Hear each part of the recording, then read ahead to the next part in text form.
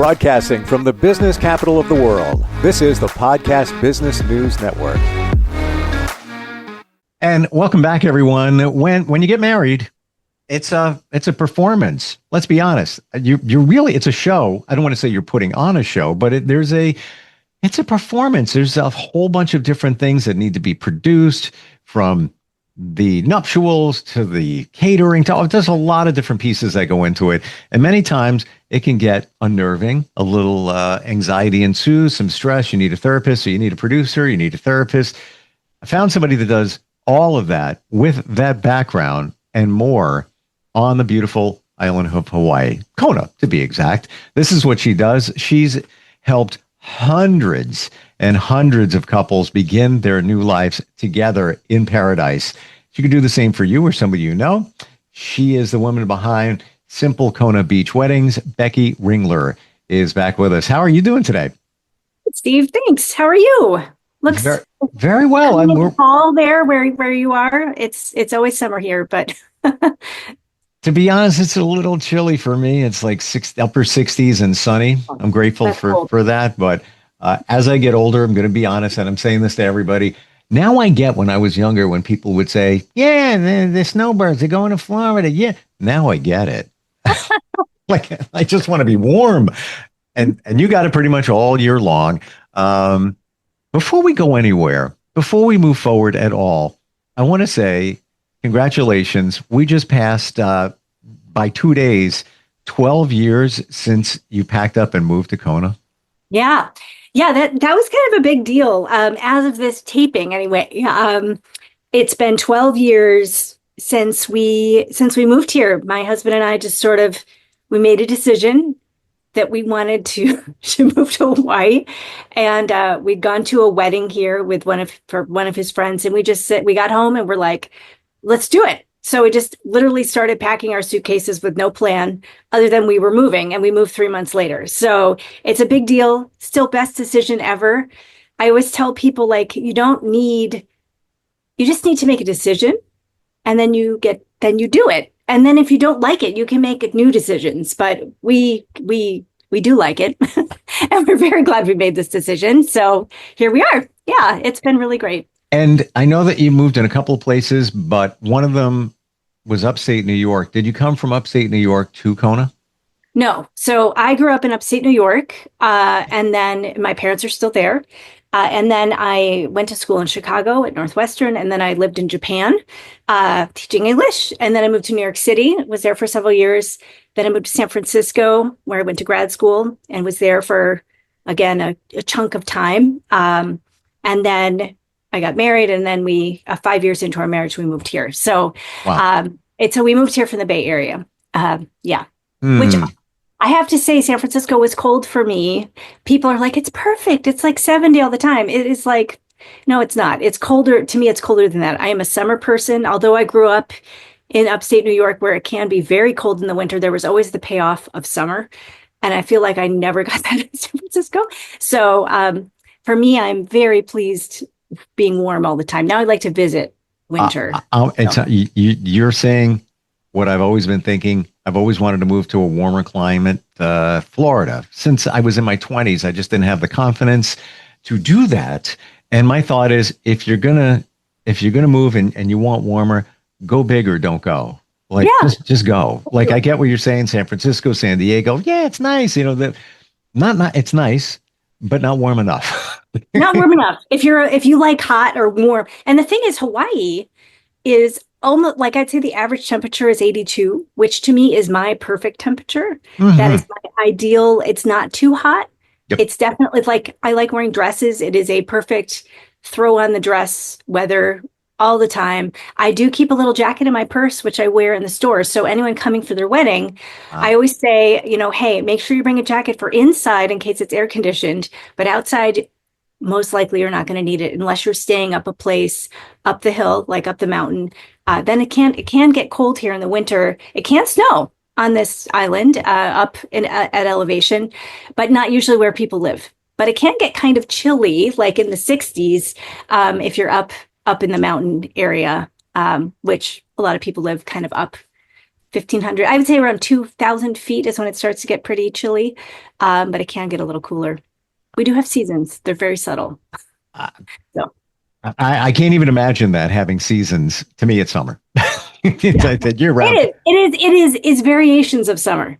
And I look for the changes, like we're so close to the equator that the light doesn't change. Sometimes people say, gosh, if I have a sunset wedding in the summer, it's going to be like 9 o'clock. I'm like, nope, the latest the sun sets is 7:06 ever in the summer here.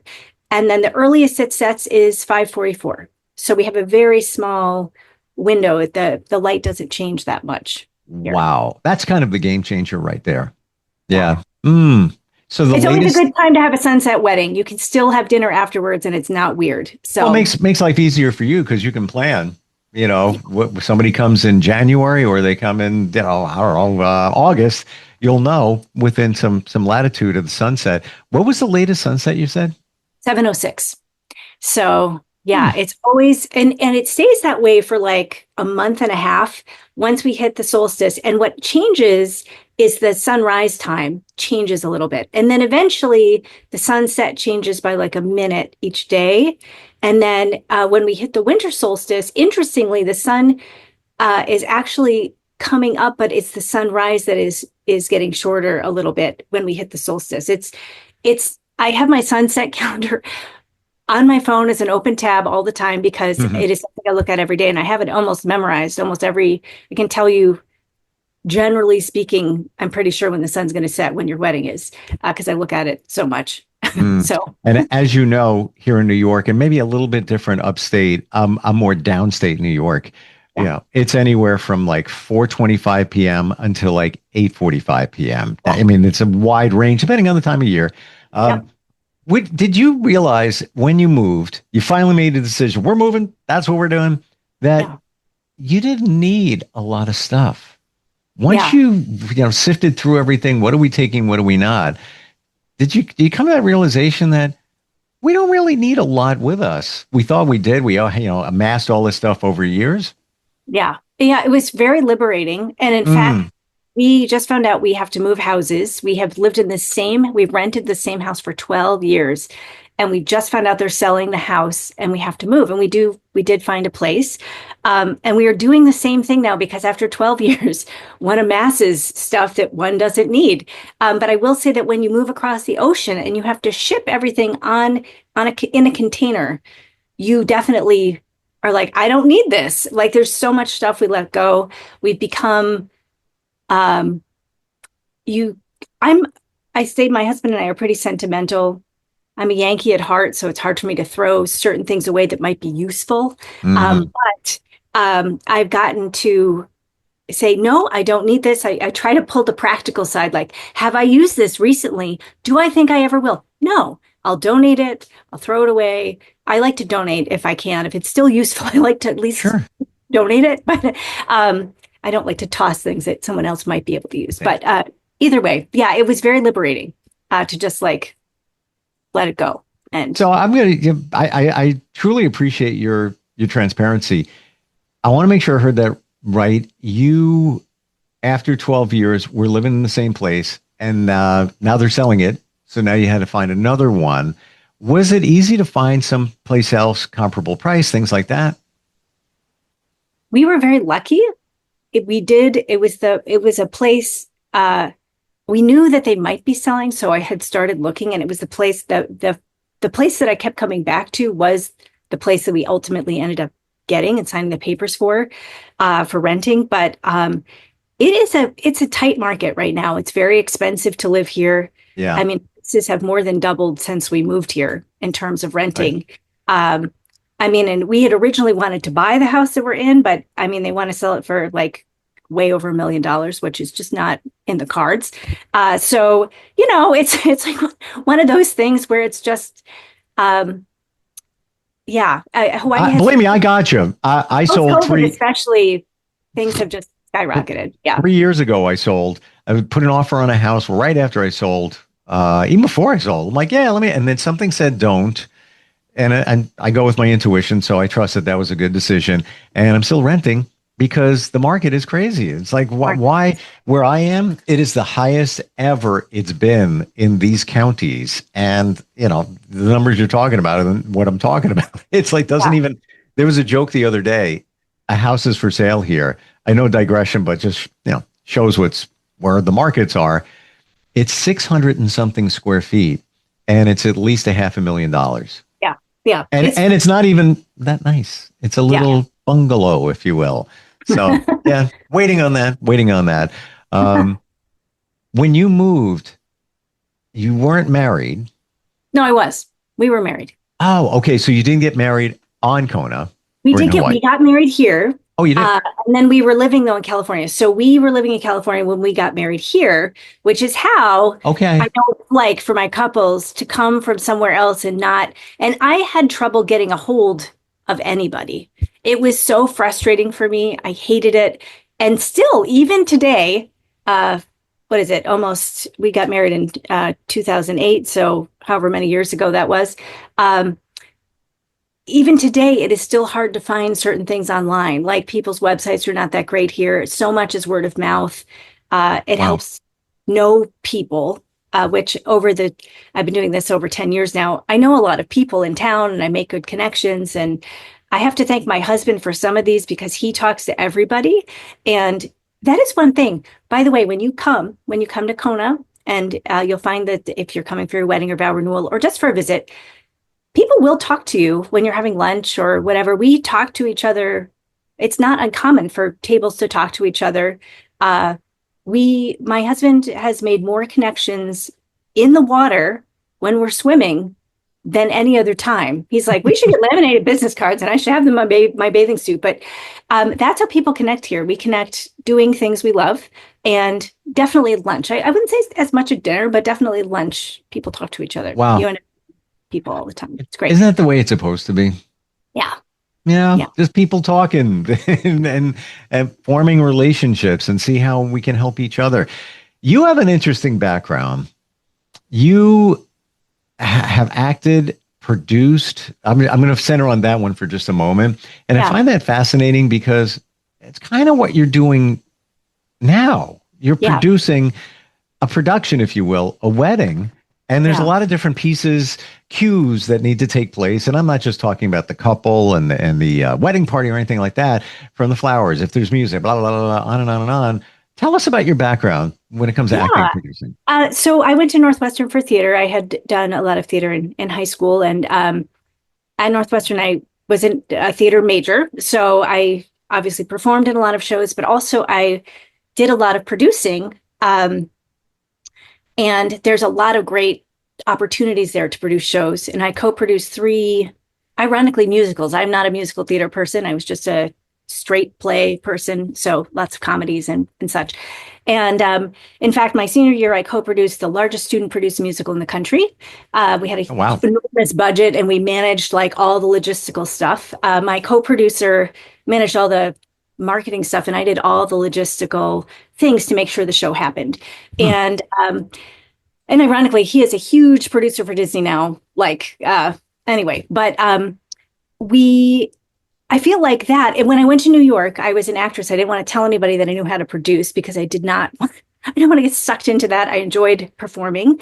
And I was very good at producing but it was very stressful.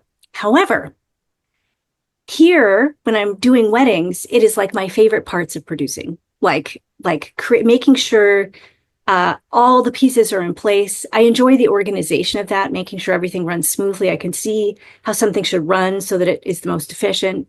And then, of course, when I perform a wedding, I get to perform, and it's different every time, and because every couple's different. And ironically, although it is a production and a performance, I always tell my couples, you don't have to perform for anybody. Like, this is just for you. I want you to feel comfortable. This is about your love and your relationship. That's why you get married in Hawaii. So my job is to make sure that the performance goes well, and then the couple can just have it happen however it happens, and that they don't need to feel any pressure about it being perfect or trying to please everybody. that's why people have these intimate weddings in Hawaii. It's supposed to be about their love. And yes, they have sometimes they have loved ones with them, but my goal is then to kind of hold the space and create an environment that is really magical for everyone. So that's great. You said something, and it almost goes against the grain of what we think, but so many couples, I think, jump down that rabbit hole of thinking that they have to put on a performance or a show for the guests. And I get it. And at the last wedding I was at was, it's coming up almost a year ago, maybe 9 months. But I looked around and it felt like a production, and I would feel uncomfortable if I'm the couple, like people are watching, got to make sure everything's perfect and all of that. How do you get that out of somebody's head? How do you get them to not think that? I feel like we have a lot of discussions around that. And also, it is really much easier when you're on the beach.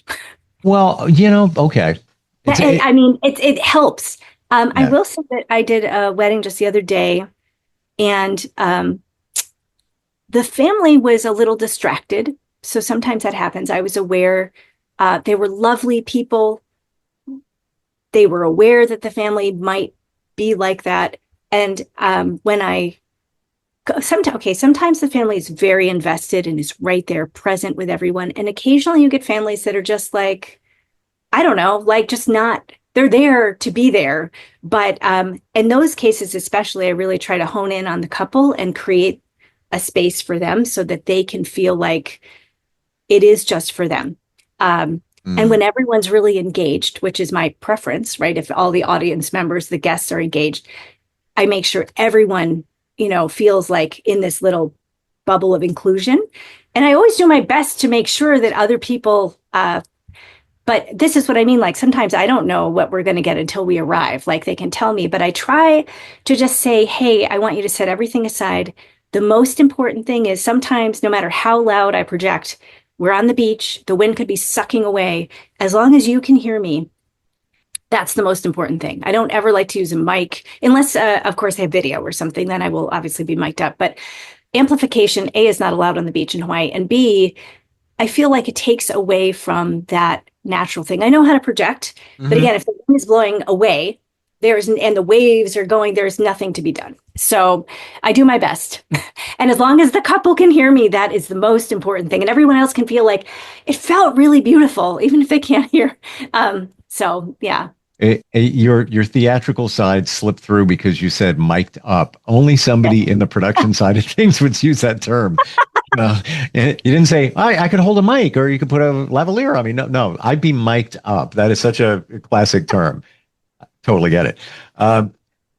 When you work with people, this is such an intimate, emotional, exciting time in their lives. It's like you're a therapist.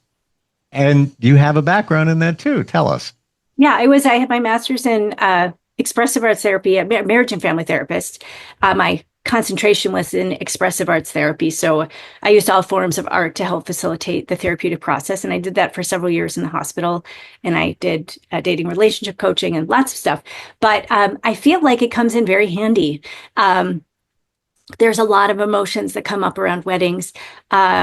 Just like last week, we did a wedding for a couple, and we will have that couple definitely on in the coming weeks as some guests, so you can meet them. Cool. But I remember the day I met them. I think my husband was with me that day. We met them on the beach to kind of pick out their favorite spots. And I noticed that one of the brides was very, this was two brides. One of the brides was very, she looked like she was going to cry. And I was like, are you okay? You just look like you're going to cry. And she was like, I just feel so anxious. I'm not like, she wasn't anxious to get married. She was just anxious. And I feel like those kinds of things, I think it's really important to be able to read people and to make sure that they feel safe and supported. So, we were very like, and of course her partner was like, babe, I got you. It's going to be okay. But regardless, I mean, and the wedding itself was magical and beautiful. But sometimes the emotions you don't even understand what they are, right? You just have a lot of things that happen. And if someone starts to cry or laughs. I had this one bride that laughed through the entire ceremony. And I was like, does she think I'm dumb? Like, I just went with it. We just kept going. And afterwards, her mom was like, oh my gosh, I should have warned you. She laughs whenever she's nervous. And, and I figured that was the case. I'm like, well, we'll just plow ahead, even if she's laughing at me. But a lot of things come up. And my job is to hold the space and to make sure everyone feels contained. Sometimes that's injecting humor to kind of pull someone out. Sometimes it's a touch on the arm. Sometimes it's just, we all take a moment. Only, I would say, maybe 3 times have I actually teared up and started crying during a ceremony when it's been so touching. But I pull it together because really my job is to hold the space, not to lose it, but I'm human.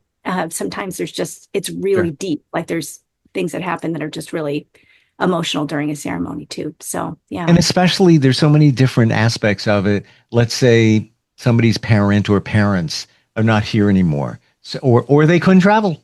So they're not there. So there's so many different emotional components that come into play. I feel that you are a good reader of people. You're picked up. It's almost like your intuition, your empathy. You're already kind of feeling it out. So you know how to work with them, even if it's on a Zoom. I'm sure you pick up on that. I'm sure couples therapy. I'm sure you look at couples and read their language together. Sometimes it can be a little challenging. One has an opinion, the other has an opinion. I think you've probably seen it all by now. Yeah. And most of the time I would say, I can usually figure out like what a couple needs, right? And obviously, if it's not a good fit, we don't work together ultimately. But I feel like a game changer was being able to do Zoom with my couples, because I used to do it all by the phone and I would listen really closely to what they were saying. But it is way more fun for me to be able to see their faces and to be able to read, like, because then we have a real connection and I can really see what is the silence, what is that silence meaning? Are they thinking really hard? Are they writing notes to each other? Like I can see. So I don't have to think about what a silence mean. Usually they're lost in thought. Like I ask them a question, they're like, wow, what does my wedding mean to me? Or like whatever it might be. So I feel really lucky. I feel like that's one of my most favorite things, is to be able to work with different types of people. Again, if we're not a fit, we're not going to work together ultimately anyway. But I would say that it's a real, I feel like it's such a joy to get to meet so many people like embarking on their marriage journey. Everybody's essentially has a common goal, but I guess the cool part must be the diversity. All different couples, all different parts of the world, all different views on how they want it to go. So I have to believe, Becky, it never gets boring for you. Never. That's what's so fun about it. I mean, I feel like I could, although it is the essence is the same, it is different because people are different. That's what makes it fun. Yeah. Whether they're alone or whether they bring a group, the night is different. The things that happened the other day, we had dolphins, it's always different. And that's what makes it, there's always things that happen that make it interesting or a challenge or as smooth as can be, so it's, and sometimes no matter how much I plan, the X factor is the family that I haven't met. And then I'm like, oh, okay. This one's a little bit different. Yeah. And I think, I could have done X, Y, Z better. And I thought, no, I couldn't have, because I didn't know I didn't know this. Like, I mean, almost never do you meet all the guests. And the difference is they're not sitting in chairs. So when people are free range standing, that's when you have sort of the X factor family, that then things can go a little, you don't know. Sure. Yeah. And there's no right or wrong. There's no judgment. No. I don't have any judgment for that. It's more that like, I just have to roll with it and like make the best decision for what's there. Yeah. Something different. Here's something different. You have created, along with marrying couples and planning their new lives, the beginning of their new lives together, you have created a coloring book based on Hawaii. It's an adult coloring book. Yeah. How cool is that? Yeah. And I mean, okay, I do have, there are kids that do this, but I have a former bride of mine actually, got this for her. She runs a daycare and she's like, oh my God, it's so beautiful. She's like, I don't want to rip any of the pages out for my kids. It's so pretty. So it's called Aloha Adventures, a cute and cozy animal coloring book. I am and will be selling this in some stores here in Kona, but it is available on Amazon. And yeah, it's a really beautiful, like this is the manta ray dive. I don't know if you can see this or not, but Oh yeah, it's very clear. yeah. So there's like cool things, activities, and I spent a lot of time with the artists, really trying to get, you know, there's a little chameleon hidden in every page, really trying to get the essence of Hawaii, bring in specifics related to actually living here. And yeah, it's a beautiful book. I'm very, like, I feel so lucky, and I hope everyone gets a copy. It's a great way to bring yourself to Hawaii. It's a great thing to get if you're coming to Hawaii for your wedding or any reason for yourselves or for your kids. And even my mother-in-law, who initially was like, what's the point of a coloring book? She has one, of course. She's been coloring it, and it is amazing. We're like, oh my God, I didn't know you could do that. She like sends us her pictures of her things, and I'm like, oh my God, we're both so impressed. And she loves Hawaii, but I mean, I'm impressed. She's like, it's actually really fun. I was like, see, I told you it was really fun. So yeah, and there's even like in the beginning little tips about how best to do it. There's tips for markers and like put a page in the front over here. Make sure you put paper so that it doesn't bleed through. So I feel like, yeah, that's just a fun little very well thought out. Got to tell you, right down to the advice on what markers to use in the very beginning of the book, because I've done it with my daughter too. Other books before I found yours. They don't do that. I bought markers on Amazon. That didn't work. Send it back. Buy these. That didn't work. Send it back until I found a set that worked, which is actually the one that you recommend in the beginning of the book. Great. So this can be found on Amazon. It's now in stores in Hawaii, and it's mother-in-law approved. So yes, and mother-in-law approved. Yeah. And they make amazing gifts also as the holiday season is approaching. If you want to get something fun for somebody, it is a great gift to get people. And I have my mom bought 5. She's like, there's so many people I want to give these to. And so she has a bunch, and they're fun to have on hand as gifts. So, totally. And of course, to use for yourself too. So, and if somebody's getting married in Hawaii, what a great wedding favor too. Oh yeah. Super cool. Totally. Very different. Yeah. SimpleKonaBeachWeddings.com. Is that right? That's correct. Yep. Yeah. If you're even pondering, maybe going to Hawaii, and who are you going to call? I don't know anybody there. It's going to be you, and start the process, start the conversation. Becky, always great having you on here. I'm glad that we went a little bit deeper into your history, because it's amazing our journey, where we start and where it brings us and where we continue to go. But all that stuff that you did back in the past I got you ready for now. It's amazing. I feel like that. I feel like it prepared me to do this and to do it well. And I feel really, it's like amazing how our past can bring us to our present. You never know. You just don't know. All right. I do know that you're fantastic, and I appreciate it, and we'll catch up soon. Okay. Okay. Thanks, Steve. Thanks. Bye.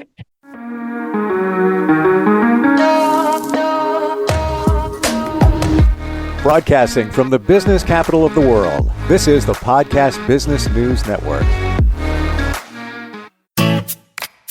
Hi, this is Terry Crews, actor, former football player, game show host, father of 5, and all-around big dude. I'm also an expert on drama. I know all kinds of drama. There's the good kind that comes with having a house full of kids. There's the bad kind, like season-ending injuries. There's the necessary kind, like having an agent in Hollywood.